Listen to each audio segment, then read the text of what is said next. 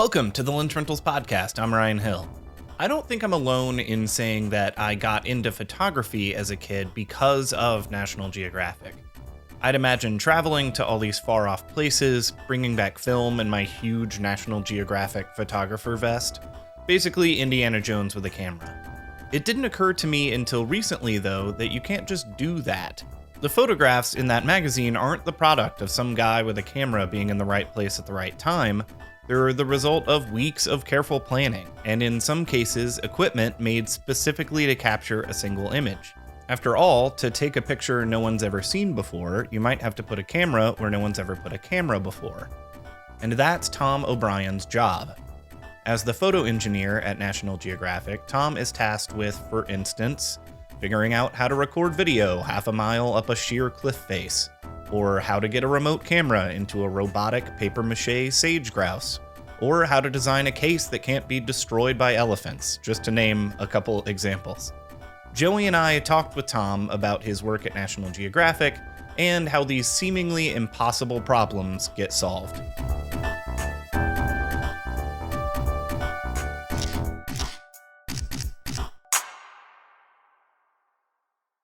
Tom O'Brien, welcome to the Lensrentals Podcast. Thank you so much for joining us. Hey, thanks so much for having me.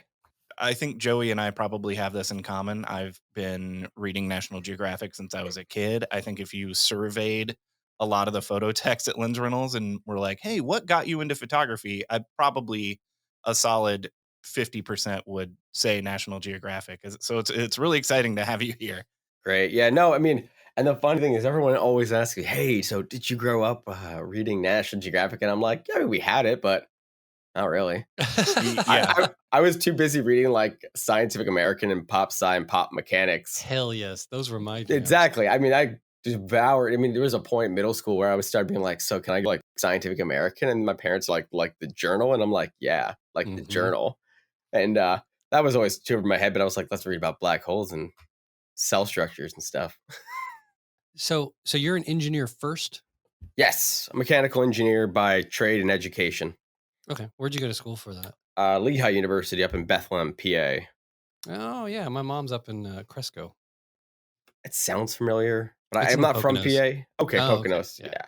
I'm from honestly, like just basically where I live now. I live in Silver Spring, Maryland, right outside of Washington, D.C. Oh, okay. On the planet Earth. In the solar system. All right. And yeah, so you are primarily an engineer. Did you have any interest in photography, or did you just kind of come to this niche from the engineering background? I came from the engineering background, but let's see, in high school, you know, I played with cameras a little bit as a kid, but in high school, you guys are going to hate this. I discovered Lomo in high school. Yeah. So my first camera was, and I need to get it back from a guy in the UK. I'll get to that later, right?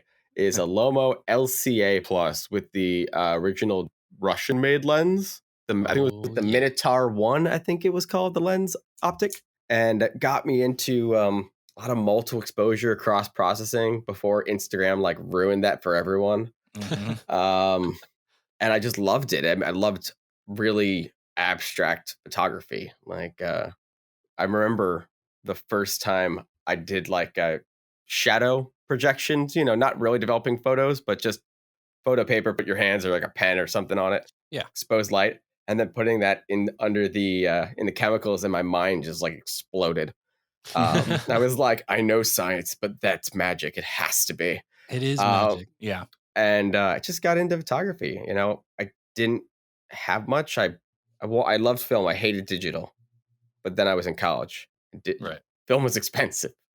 So I split for Christmas a D850 with my parents, from Nikon, and did studio photography on campus for some organizations, and ended up as an adult buying a Fujifilm X100S, which I love the heck out of that camera. And so that was kind of where I was at with photography when I came to the Geographic, was the X100S, and I took photos for fun. So how did you get to National Geographic? Interesting story. So I was looking for jobs because what I've been doing with the U.S. Army as a contractor kind of fell through after a while. And I've been looking, and, you know, the Geographic, I saw this posting on a engineering aggregator for this photo engineer role, and it was an admitted associate's degree. And I was like, well, I've got a BS in engineering. It's a bit below me, maybe. But I looked into the job, and I remember I was like, is this that Kenji guy thing? Because I'd seen this video. I don't know if you guys have seen it. I don't think I have. Kenji Yamaguchi. Go give it a Google later. There was a video made in 2014 about Kenji, my predecessor. And I'd seen that, and I was like, all right, give it a go, whatever. They probably won't be able to pay me if they're only looking for associates. And my cousin, Eddie, an older cousin of mine, had just left the society, the nonprofit arm, a couple weeks before I applied, because he was just moving on to moving to work closer to home. He was a just database kind of guy, right? But he happened to know who's now my boss, Mark Thiessen, one of our longtime staff photographers. And just, by knowing each other, that just helped me get the interview. But they had been struggling, I think, to find people. And I went and did the interview. And then if I'm being completely honest, it came down between this and a job working for a third-party contractor that makes specialized equipment for people that work with the 3-letter agencies. So you had the option of being Q or working for National Geographic. Yeah, it was. There was a spreadsheet that was made about the pros and cons. Let's put it this way. And I took the Geographic, and I haven't looked back, for better or for worse. And how would you describe your day-to-day responsibilities at National Geographic? Absolutely bananas. What does the job description even say? I don't know. It seems like it touches so many different engineering and mechanical problems. Hold on. You know what? I can give you the exact. Yeah. I kid you not. If you give me a second.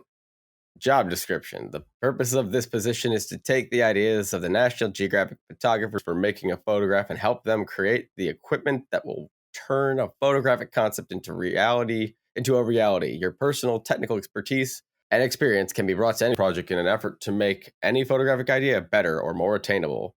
The job is a collaboration of concept and project implementation.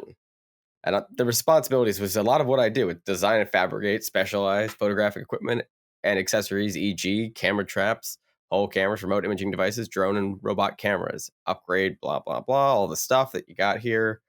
Right. That's what it was originally, and it was just print photography at the time is what I came on to do. Just print. And now it's everything. Oh, man. Yeah. Yeah. So that's why I said it's bananas. Like this morning, I was literally on WhatsApp, sitting on my phone, messaging with a vendor who makes these awesome underwater lights in the UK. And I was asking for him for connections to connect another NGP UK photographer, Charlie Hamilton James, with someone else to help him get a housing in the UK. And then while I'm still typing sentences out, Amy Townsing starts calling me. And I just literally screenshotted my phone, and I was like, this is my life. I came back to my desk and looked at Slack, and there's 2 photo editors each asking for stuff. And I'm like, oh my God.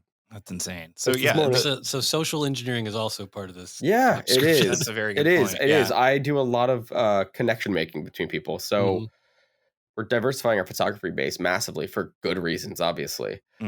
And not everyone can afford everything. So sometimes it's trying to connect these people with equipment manufacturers and help them become ambassadors, or just maybe that company is just going to give them a really long loan of a Fujifilm GFX 100S, for example, or a Nikon camera or something. So it's a lot of that stuff. Yeah, I guess I never considered that. Like, so half the job is making these custom rigs for, challenging projects, but you're also sourcing things for people, even if you're not making them yourself. Oh, yeah. And I manage the whole fleet of equipment. Right. And you're a one-man show, right? It's just you. It's just me. Oh, man. That sounds very difficult and stressful. Yes. It does sound like a dream to me. Yeah, it's also extremely very cool. It's a dream, but anybody who is dating or partnered to someone doing this job, a lot of hours. A lot of hours. Not hours and a lot of stress that comes home. It's very hard to leave it at work. Right. Well, what's been the most difficult project you've had to do so far, or most challenging project? Oh, most difficult.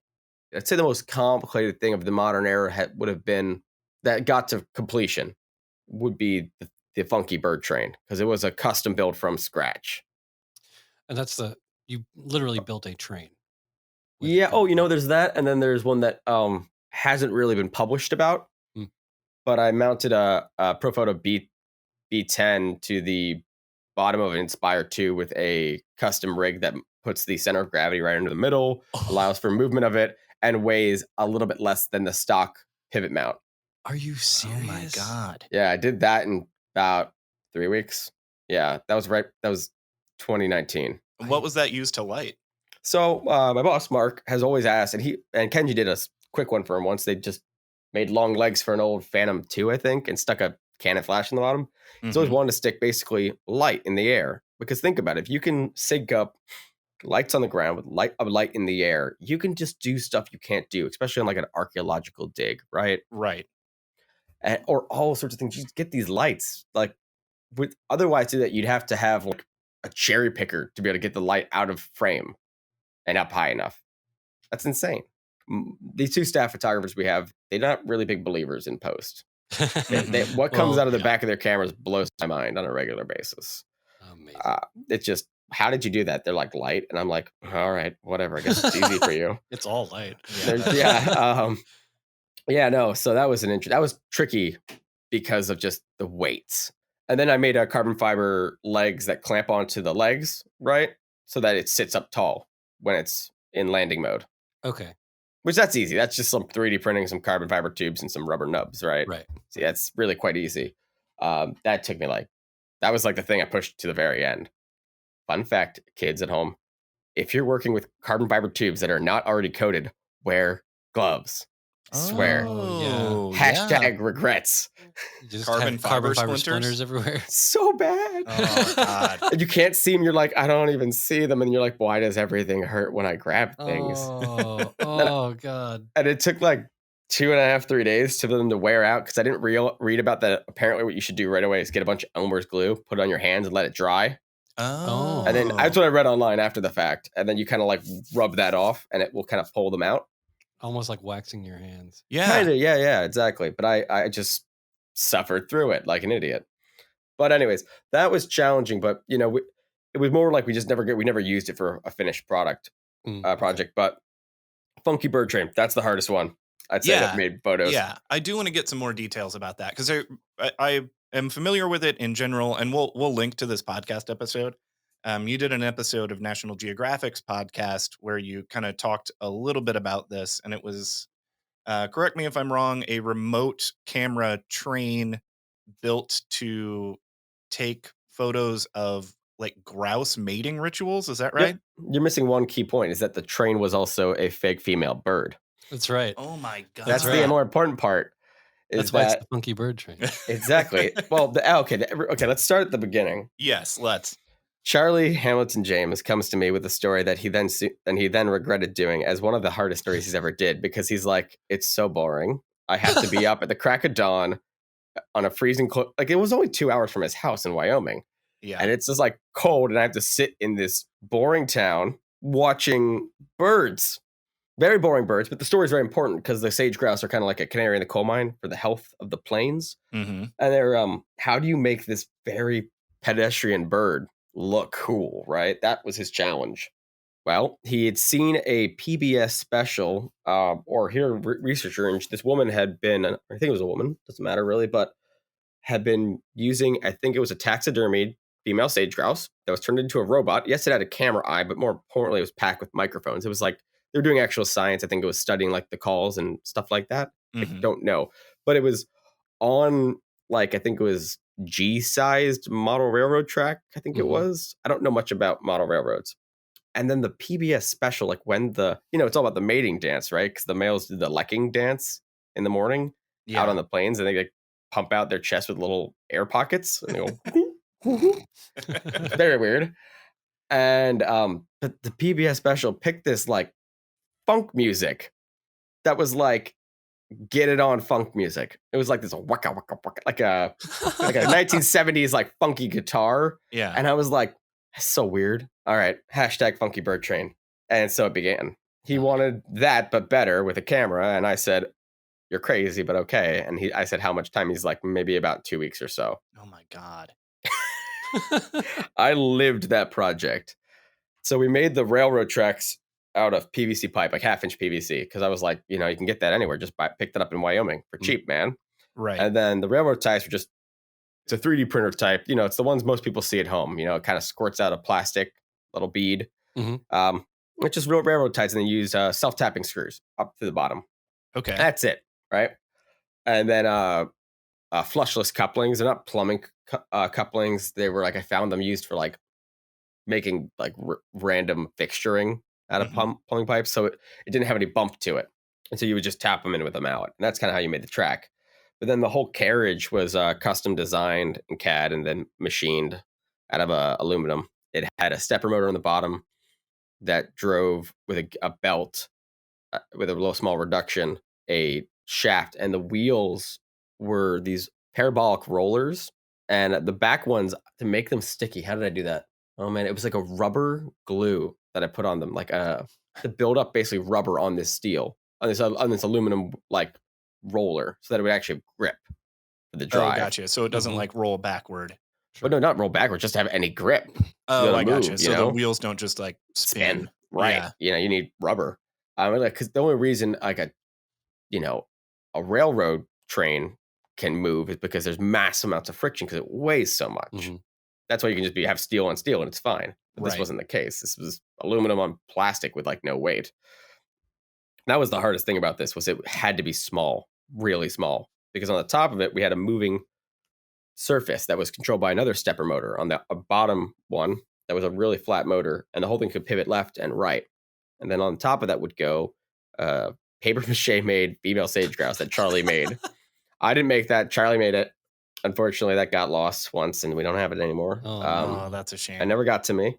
Just have the train. And then a cutout in the chest would allow for a DxO1, rest in peace, you camera brand, camera on a little 3D printed bracket that was held by another stepper motor that would go tilted up and down.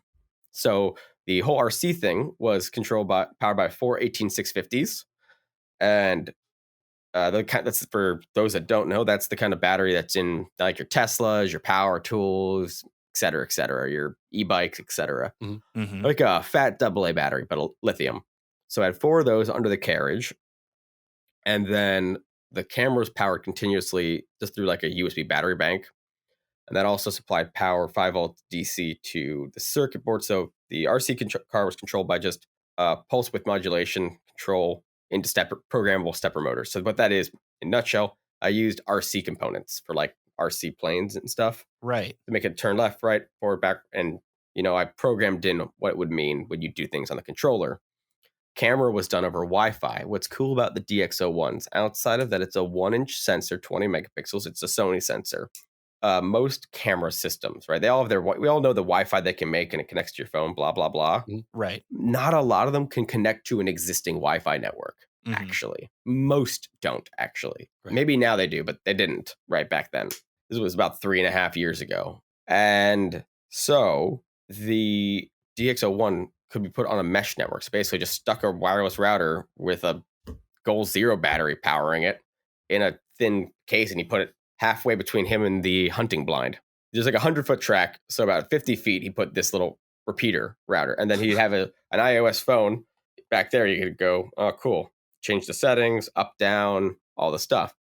And then is the photographer also controlling the movement of the bird, or is that a separate two operator situation? Nope, he did it all himself. That's awesome. Nice. Yep, he did it all himself. That is just the coolest setup ever. Yeah, that really, the dumbest, most ridiculous thing though when you think about it. You want to, I tried to think about what else could I use this for, and I was like, Tom, absolutely nothing. I was like, maybe if we wanted to roll a camera through some sea turtle hatching on the beach, but then I'm like, sand would destroy this thing. Oh yeah, this thing was not ready for anything other than some dust. So just used for that single project. Never again. Sitting on a shelf. That one, at least I hope, actually made it to print.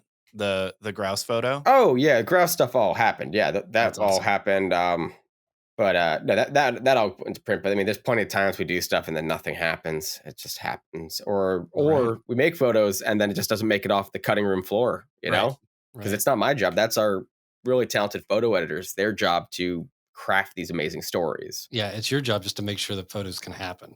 Exactly. I mean, I try to help facilitate storytelling from a technological perspective, whether that's consulting, education, equipment supply, procurement, negotiations, or design build. All right, we'll take a quick break there and we'll be back with more from Tom O'Brien.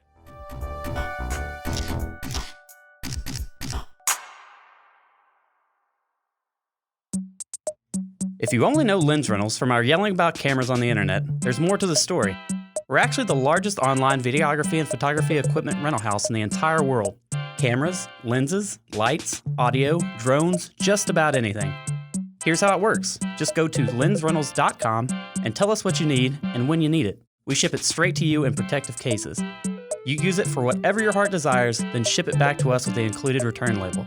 Next time you need equipment for a shoot, head to lensrentals.com/podcast for a discount on your order. That's lensrentals.com/podcast. Welcome back to the Lensrentals Podcast. We're talking with Tom O'Brien about his work as a photo engineer at National Geographic. You started in 2016, so I would imagine that by the time, you were in your current position, that almost everything was digital. Is that about right? Yes, the only thing I have seen shot on film since I have been here that has been published that I know of has all been medium format or larger. Yeah. So we've done a couple glass plate things recently because, it's cool, right? Yes. This guy, I want to say is Rashad Taylor, but I hope I'm getting that right or someone's going to be upset. But I think he did a story on, I'm not going to quote it because I don't want to get it wrong. Kind of sound like a jerk. But he did some glass plate stuff. And people used, we had a photo intern a few years ago. Our photo interns are always the people who win College Photographer of the Year. Okay. They get offered that. That's historically been the thing, and this Very cool. That is cool. That is a cool tradition. I want to say the European guy. This kid was. Anyways, he shot Minolta 7.2s Okay. and 7s, right? Because I gave him a couple ones we had as backups. Because medium format 400 ISO film can still hold its own. Oh yeah.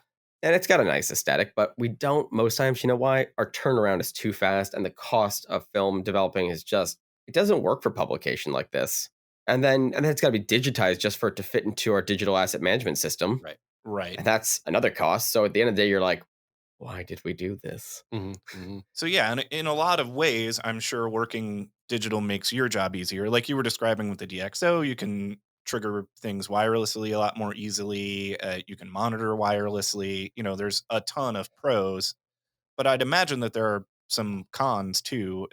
What is more difficult about working with digital? I guess it's similar to like working on old cars. You can take apart an old mechanical Nikon film camera and put it back together, but nobody in the world can just break down and put entirely back together like a 5D4.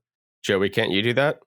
Yeah, can you take the board off, take all the circuits? Can't you do that, Joey? I'm not going to unsolder everything from the board. Yeah, no, that's what I mean. It's like some of these pieces are just, you can't work on these cameras in the same way that you maybe used to be able to. And that's true. No, it's true. And it's because the tolerancing, especially in the mirrorless world, and I've actually enjoyed your guys' blog when you guys try to do the field strips of the new mirrorless lenses, and you guys are like, nope, I'm stopping. Yeah.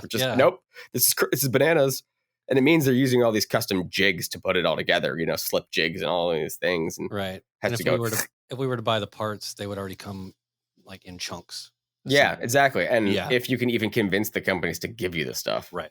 for even whatever that they would charge you, right? Right. So okay. So the easy thing about film is you were limited to what you could do. So you had everything's more mechanical. So mechanical solutions can be easier to come up with and pull together quicker. You're like, all right, we need a big film back, or we need to push buttons, right? And power was never a problem. Power is just not a problem on like any film camera. Right. Like, Yeah. even the most power hungry film camera I can think of, the Nikon F high speed. I don't know if you guys know about that one. I don't. Oh my Lord. Is that the one with like the giant magazine on the back? Yeah. Yeah. It takes 20 AA batteries. Yeah. 20 AA batteries. 20. It's got a fixed mirror. So it's a half silvered mirror, right? So you lose some light, but it can do, I think, like 11 or 12 FPS roughly. Yeah. On film. Which is, unbelievable for the time. Yeah. You could put a 250 back on that, 250 exposures and go just Rambo. And then, but then there would be like just hordes of film developers and editors to go through these just mountains of film. Right. But think about that. That's the most power hungry film camera I can think of.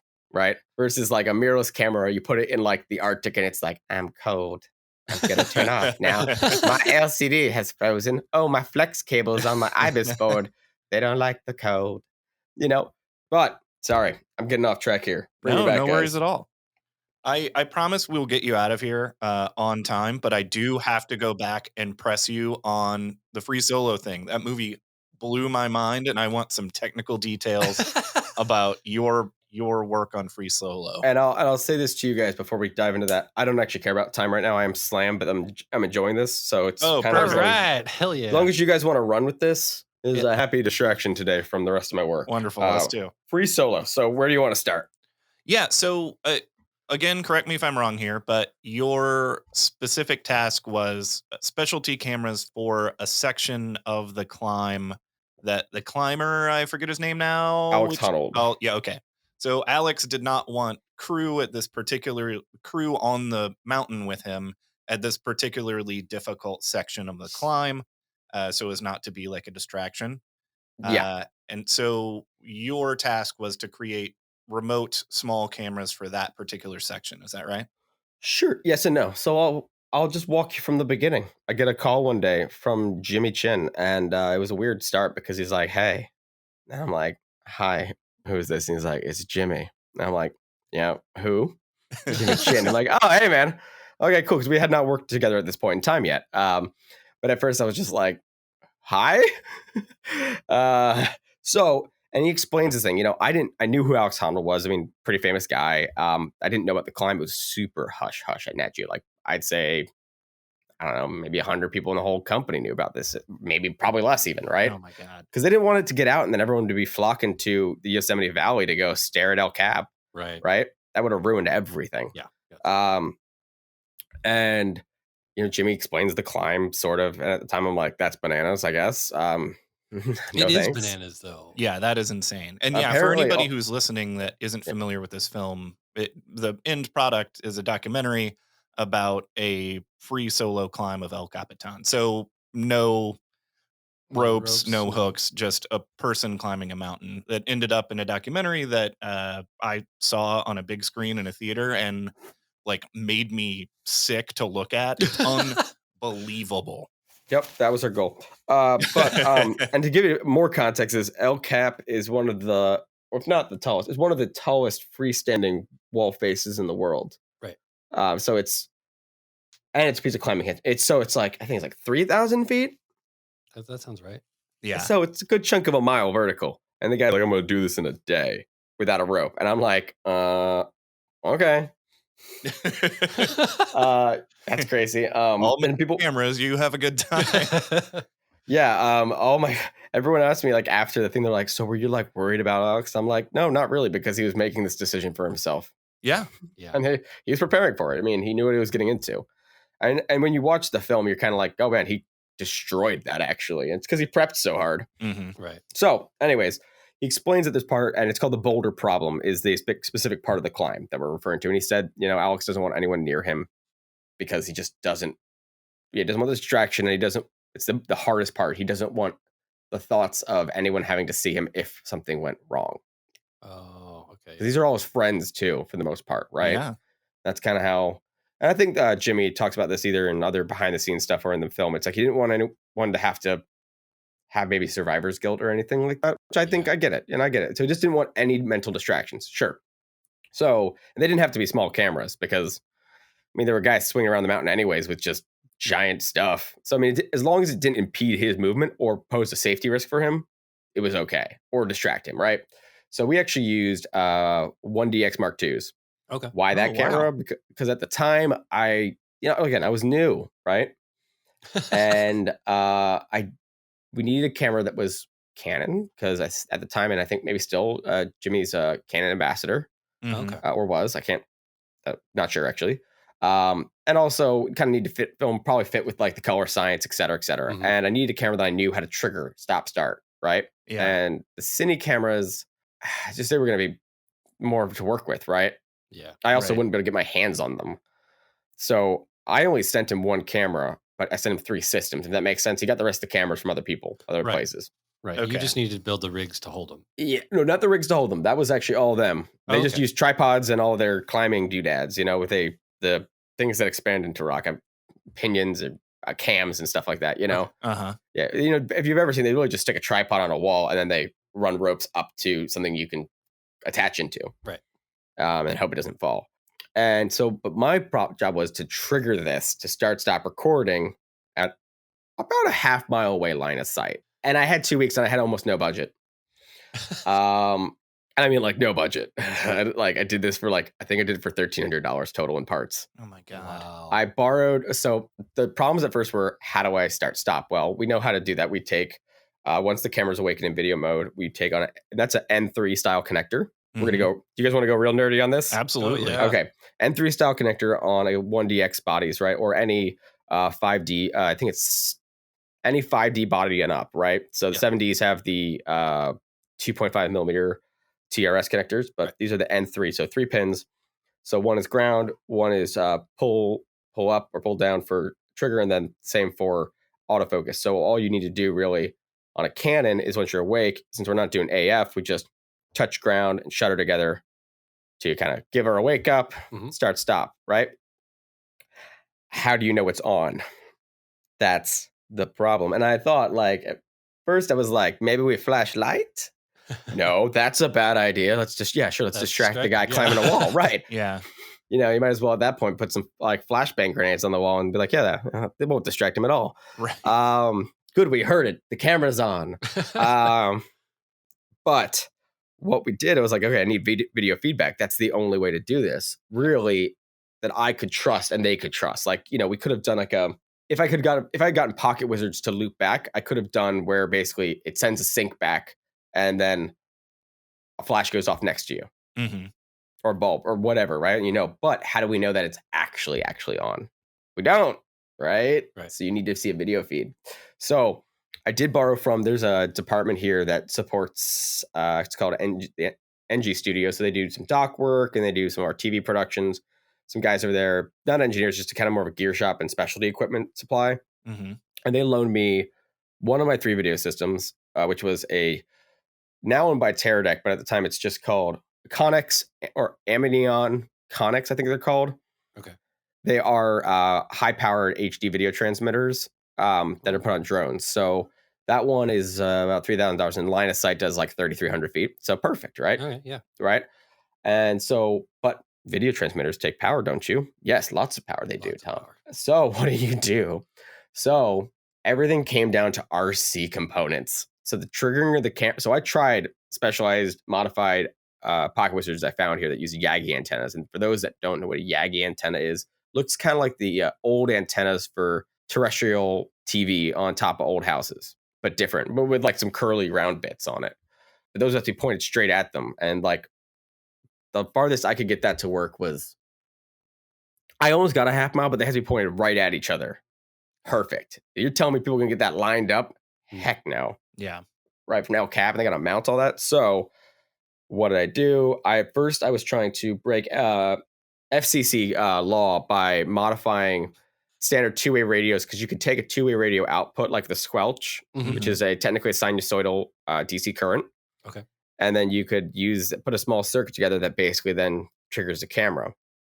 And great thing about those things is AM radios, even the cheap ones, go for miles and miles, right? Oh, yeah.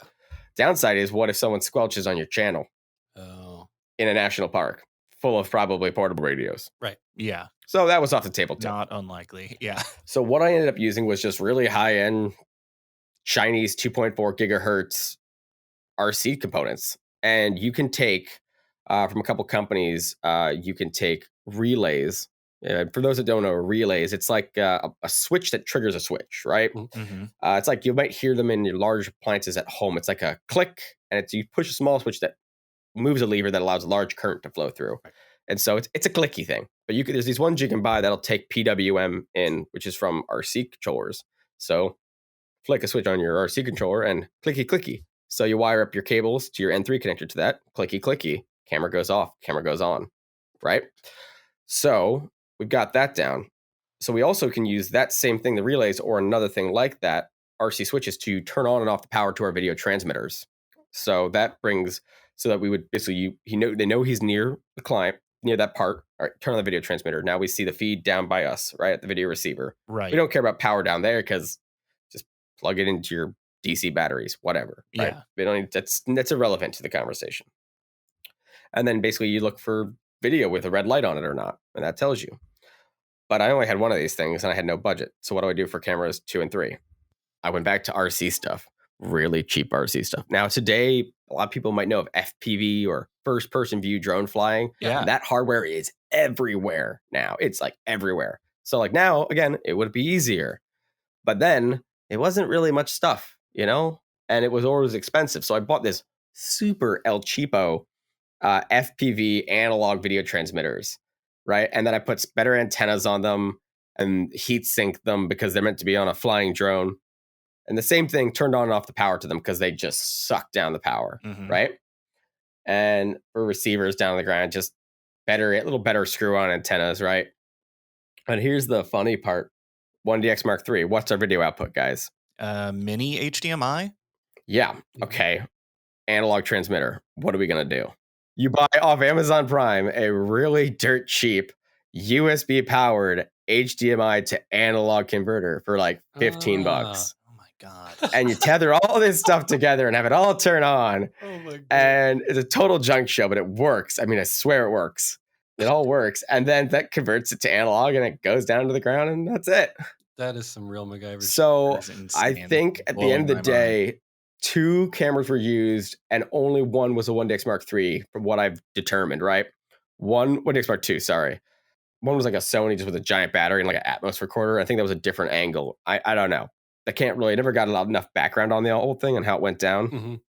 But the top down shot, I'm 90% sure was mine. There's like a brief moment when he's doing the karate kick across. Yeah. And it looks straight down. And the camera's rigid too. So anytime a camera was fully rigid, it was a mounted camera, which was only a few times. Because the first time I watched this at headquarters on the big screen, basically the entire film was looking at the corners of the screen, being like, is it moving? No, that one's moving. Someone's holding that camera or it's on a boom or on a drone, Yeah. And yeah, so that's how I did it. Total junk show. And you'll see at a portion of the film, a bunch of some hands on a table at night. There's a bunch of cables they're working with.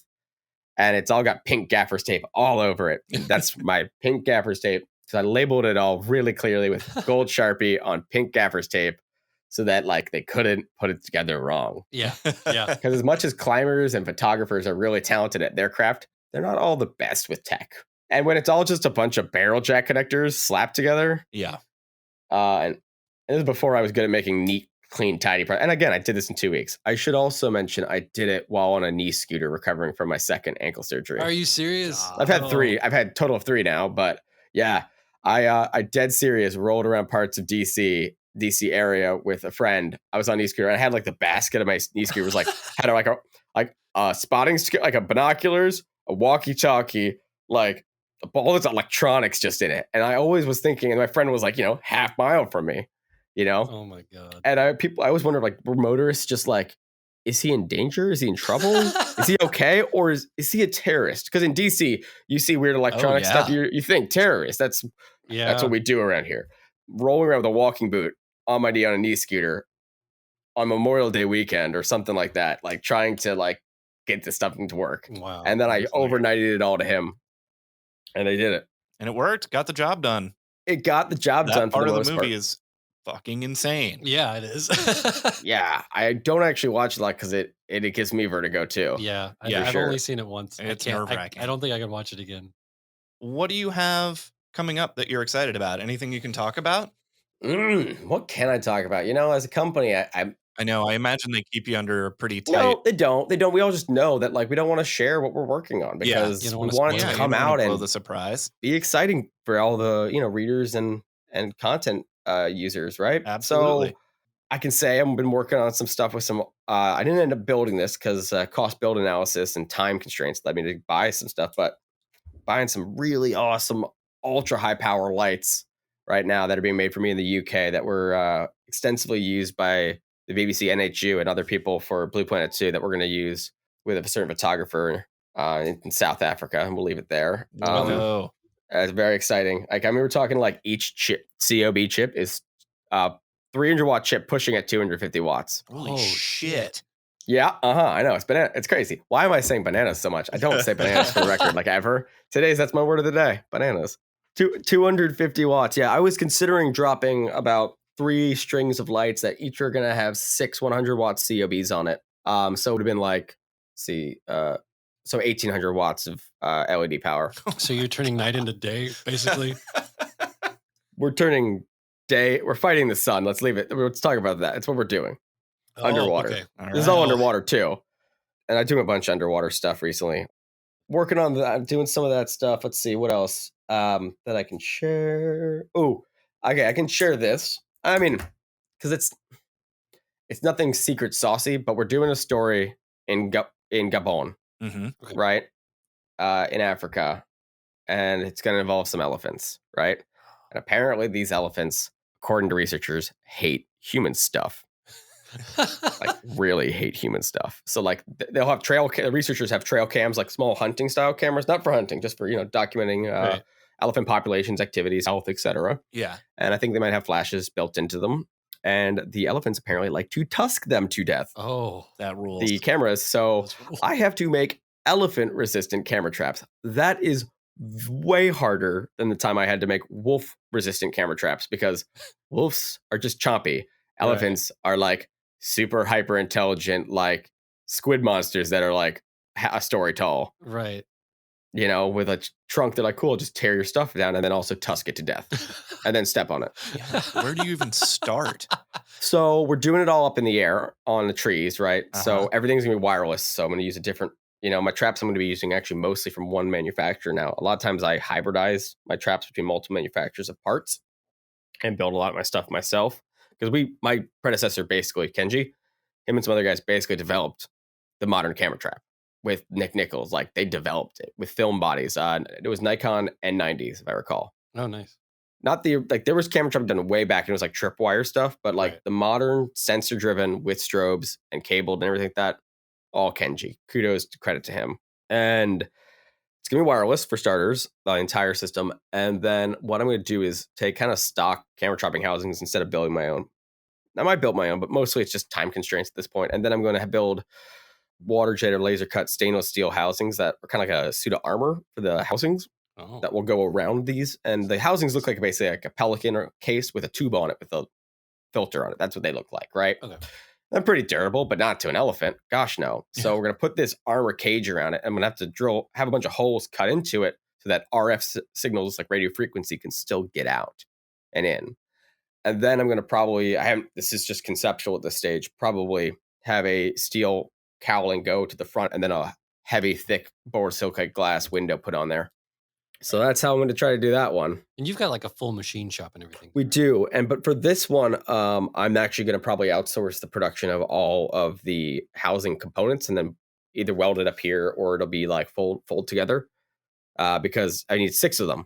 So I'll just design it in CAD and someone else will water jet cut it or laser cut it and it'll all be clean and accurate. But yeah, we do a lot of welding and I do a lot of welding, prototyping here, machining, lathe work, electronics. That rules. Yeah, you've got the full set. You've got the dream. Yeah, you are living the dream. Yeah, except for the fact that you must be just insane busy all the time. Yep. All right. Well, we will let you get back to it. Thank you so much for joining us. It was a blast. I know you're emailing with Joey pretty frequently, so CC me and give me some updates on how all this goes. I'm very curious. We're not emailing. We're just doing the Instagrams. DM. We're in the DMs. Okay. Instagram DMs. All right. I'm gonna get my updates from Joey. All right. We really will let you go now. I'm gonna stop because I do actually have to go, and I'm sure I have a lot of emails. Yeah. Perfect. Thanks for listening to the Lensrentals Podcast. The results of Tom's hard work can be seen all over nationalgeographic.com. He's on Instagram as well, at Mechanical Photo, and if you don't already follow National Geographic, what are you doing? They're on Instagram at Nat Geo. Check our show notes for a link to the blog, where you can see some of the photos we talked about during the episode.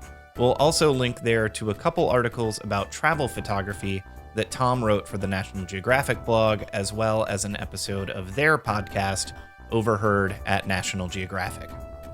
As always, make sure to visit lensrentals.com/podcast for a discount on your next order from us. And if you're enjoying the show, you can support it by subscribing and giving us a review on Apple Podcasts. We're on Instagram and Twitter and pretty much everything at Lensrentals. Thanks to Jacques Granger for our theme music. More of his work can be found at revengebodymemphis.bandcamp.com. On the next episode of the Lensrentals Podcast, we'll be talking all things red Komodo.